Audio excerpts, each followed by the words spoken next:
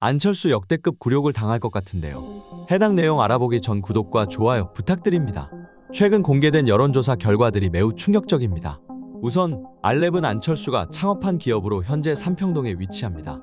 즉 성남시 분당구 갑에 위치한 것이죠. 또 판교는 IT 기업이 몰려있는 곳으로 안철수에게 유리할 수밖에 없는 지역입니다. 그런데 오늘 다양한 여론조사들을 비교해보니 안철수 심상치 않은 상황인데요. 여론조사 꽃에서 공개한 결과에서 이광재가 안철수를 앞서는 모습을 보이고 있습니다. 적극 투표 의향에 있어서는 이광재가 10%포인트 정도 앞서는 모습을 보이며 긍정적인 모습을 보이고 있습니다. 그러면서 KBS가 공개한 여론조사 결과에서는 이광재가 안철수를 13%포인트 격차로 크게 앞서는 모습을 보였습니다. 오차범위 밖 격차인 것이죠. 상당히 고무적인데요. 그런데 안철수가 패배하고 있는 여론조사 결과는 이 두 곳이 아니었습니다.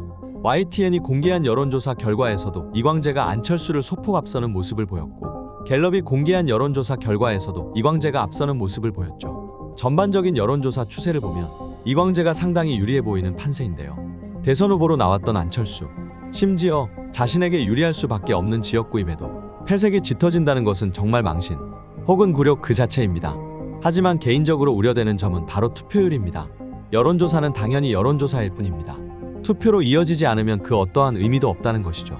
사전투표 1일차의 투표율의 경우 15.6%로 지난 총선에 비해 높은 투표율인 건 맞으나 누가 어떻게 찍었는지는 알지 못합니다.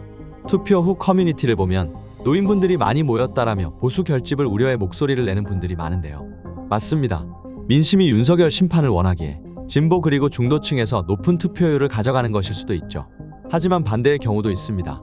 보수층의 결집이죠. 총선 전에 수많은 언론에서 범야권 200석을 언급하는 모습을 보였고 심지어 윤석열 탄핵을 언급하기도 했습니다. 범야권 200석이 되면 당연히 윤석열은 탄핵 위기에서 벗어나기 어렵습니다. 그들 입장에서는 자신의 선택이 틀리지 않았다는 걸 증명하기 위해서는 탄핵을 막아야 하고 그렇기에 범야권 200석을 간절하게 막아야 합니다. 종합해보면 이번 사전투표율은 윤석열 심판을 향한 진보와 중도의 결집, 그리고 윤석열 그리고 본인의 자존심을 지키려는 보수의 결집, 이 두 가지가 유기적으로 얽혀 만들어진 것이 아닐까 생각됩니다. 앞서 안철수가 굴욕을 당할 위기라 말했지만 이번에 부족한 투표율로 인해 민주당이 단독 과반에 실패한다면 굴욕을 당하는 것은 우리입니다. 대한민국을 바꿀 수 있는 기회를 자기 손으로 포기해버린 것이죠. 그렇기에 여러분의 한 표가 매우 중요한 시기이며 남은 투표일에 소중한 발걸음 나서주시길 간곡히 부탁드립니다. 오늘도 영상 시청해주셔서 감사합니다.